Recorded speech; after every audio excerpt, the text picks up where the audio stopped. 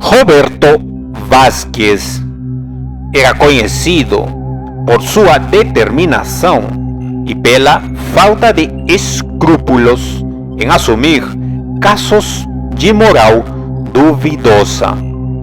Numa noite fria e silenciosa, quando o relógio de parede indicava 23 horas e 47, ele encontrou um envelope pardo em sua mesa. Não lembrava de tê-lo visto antes. A inscrição no envelope, feita com uma caligrafia irregular, dizia apenas: caso 337, não aceite. Aquilo deveria tê-lo assustado, mas a curiosidade de um advogado é muitas vezes sua ruína. Ao abrir o envelope, sentiu um cheiro metálico, como de sangue velho. Os documentos estavam amarrotados e manchados por uma substância vermelha, seca, mas ainda brilhante em alguns pontos. As folhas tremiam em suas mãos enquanto ele lia. Tratava-se de um cliente cujo nome era riscado de todas as páginas, mas os detalhes do caso eram explícitos. O acusado era responsabilizado por atos tão grotescos que Roberto sentia náuseas ao imaginar. Cada página parecia mais pesada que a anterior, como se o conteúdo quisesse prendê-lo à cadeira. No final do primeiro documento, uma anotação em letras trêmulas dizia: eles vigiam o advogado. A janela de seu escritório começou a vibrar com o vento lá fora, embora não houvesse tempestade prevista. Olhou para o vidro e teve a sensação de que havia algo do lado de fora, observando-o através da escuridão da noite.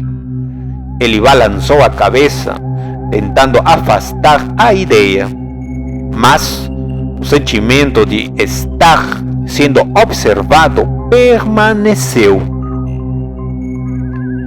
Na noite seguinte, Roberto não conseguiu resistir e levou os papéis para casa. Sua esposa estava viajando, então ele tinha o apartamento todo para si. Sentou-se no escritório improvisado na sala, cercado pelo barulho abafado da cidade. Conforme lia o caso 337, algo começou a mudar na sala. O abajur emitia um zumbido irritante e a luz tremeluzia, projetando sombras que pareciam se mover sozinhas. E então ele ouviu pela primeira vez um sussurro: você não deveria estar lendo isso. A voz era grave, arrastada, como se viesse de dentro de sua própria mente. Ele se levantou abruptamente, derrubando os papéis no chão. Olhou ao redor, tentando encontrar a origem do som, mas estava sozinho. O silêncio parecia sufocante, preenchendo o ambiente como uma presença viva. Ele pegou os documentos novamente, mas as palavras pareciam menos nítidas. Algumas letras estavam borradas, enquanto outras pareciam ter sido riscadas, como se tivessem desaparecido diante de seus olhos. Ele apagou as luzes e tentou dormir, mas durante toda a madrugada o zumbido do abajur ecoava em sua cabeça e os sussurros retornaram, acompanhados por algo mais terrível. Risadas baixas, distantes, mas que pareciam estar diretamente ao pé de sua cama. De volta ao escritório na manhã seguinte, Roberto percebeu algo estranho. As paredes do local, antes de um bege uniforme, estavam agora cobertas de arranhões profundos, como marcas de garras. Algumas palavras podiam ser vistas entre os riscos, escritas em uma língua que ele não entendia. Sentiu um calafrio subir pela espinha ao reconhecer a mesma substância vermelha dos documentos impregnada nas marcas. Enquanto revisava o caso 337 mais uma vez, algo caiu de dentro do envelope. Uma foto antiga, amarelada pelo tempo. Era um retrato de um homem com traços indistintos, mas seus olhos pareciam segui-lo. Ele tentou ignorar, mas não conseguia tirar os olhos da imagem. O telefone do escritório tocou e ele atendeu com pressa, ansioso para desviar sua atenção. Do outro lado, havia apenas silêncio, seguido por uma respiração pesada e irregular. Você aceitou o caso, Roberto. Agora eles vêm por você. Antes que pudesse responder, a linha ficou muda. Olhou pela janela e, por um breve segundo, viu o reflexo de alguém atrás de si. Mas, ao girar a cadeira, o escritório estava vazio. A foto, que ele jurava ter guardado de volta no envelope, agora estava sobre sua mesa, com uma nova frase rabiscada: o relógio está correndo.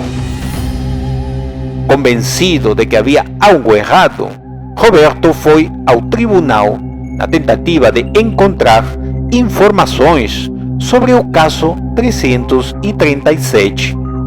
Vasculhou os registros, mas não encontrou nada. O número do caso sequer existia nos sistemas. Frustrado, abordou um colega, Augusto, que trabalhava no local há anos. Quando mencionou o caso, Augusto ficou paralisado. Você está mexendo com fogo, Roberto. Não toque nesse número. Não fale mais sobre isso. Ao pressioná-lo, Augusto ficou nervoso e contou que outro advogado, anos atrás, havia aceitado o mesmo caso. Desde então, desaparecera sem deixar rastros. Ele dizia que as paredes falavam com ele, que via coisas onde não havia nada, sussurrou Augusto.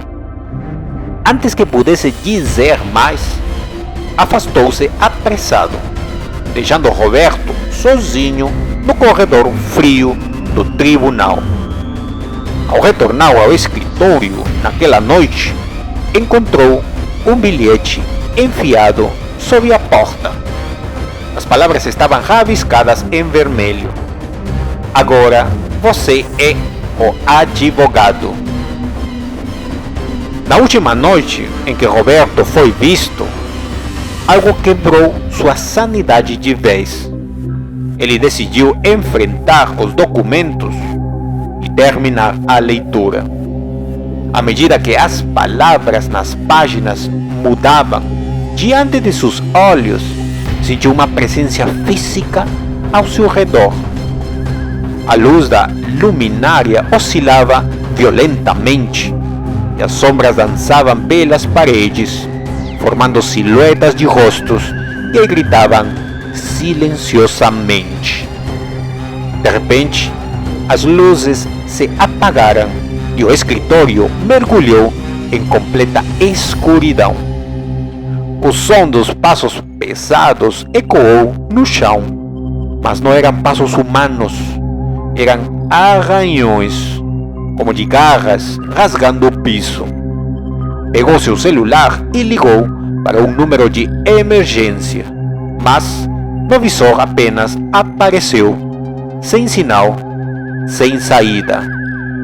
Uma força invisível parecia puxá-lo em direção aos documentos, que agora flutuavam no ar, girando como folhas em um redemoinho. No centro da sala, ele viu uma figura emergir da escuridão. Era alta, indistinta, com olhos que brilhavam como brasas e um sorriso torcido que se estendia pelo rosto inteiro. A figura apontou para ele e sussurrou: "Caso encerrado." Na manhã seguinte, Roberto havia desaparecido. Seu escritório estava em completo caos. Na mesa, um único documento permaneceu: o caso 337. As palavras em vermelho estavam gravadas com algo mais profundo e tinta: "Eles não perdoam erros."